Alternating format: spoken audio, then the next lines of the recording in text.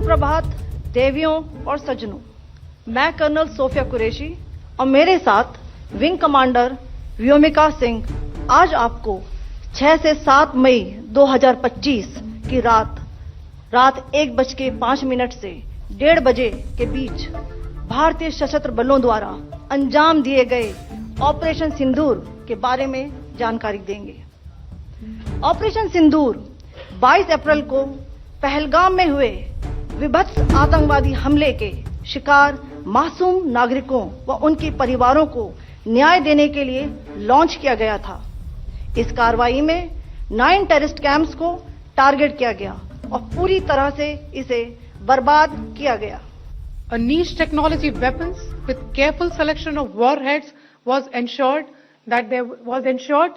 so that there will be no collateral damage. The point of impact in each of the target was a specific building or a group of buildings. All the targets were neutralized with clinical efficiency, and the results reiterate the professionalism of the Indian Armed Forces in the planning and execution of their operations. No military establishments were targeted.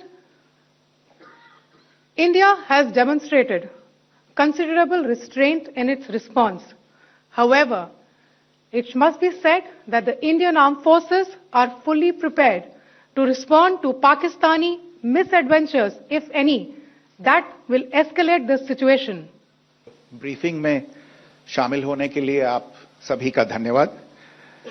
जैसा कि आप सभी जानते हैं, 22 अप्रैल 2025 को लश्कर तैयबा से संबंधित पाकिस्तानी और पाकिस्तान प्रशिक्षित आतंकवादियों ने भारत में जम्मू और कश्मीर के पहलगाम में भारतीय पर्यटकों पर बर्बरतापूर्ण हमला किया। 25 भारतीयों और 1 नेपाली नागरिक को कायरतापूर्ण मौत के घाट उतार दिया गया। मुंबई के 26 नवंबर 2008 के हमलों के बाद यह भारत में हुई किसी आतंकवादी हमले में मारे गए आम नागरिकों की संख्या की दृष्टि से सबसे गंभीर घटना है। पहलगाम का हमला अत्यधिक बर्बरतापूर्ण था, जिसमें वहां मौजूद लोगों को करीब से और उनके परिवारों के सामने सिर पर गोली मारी गई। हत्या के इस तरीके से परिवार के सदस्यों को जानबूझकर आघात पहुंचाया गया। साथ ही उन्हें यह नसीहत भी दी गई कि वे वापस जाकर इस संदेश को पहुंचा दें।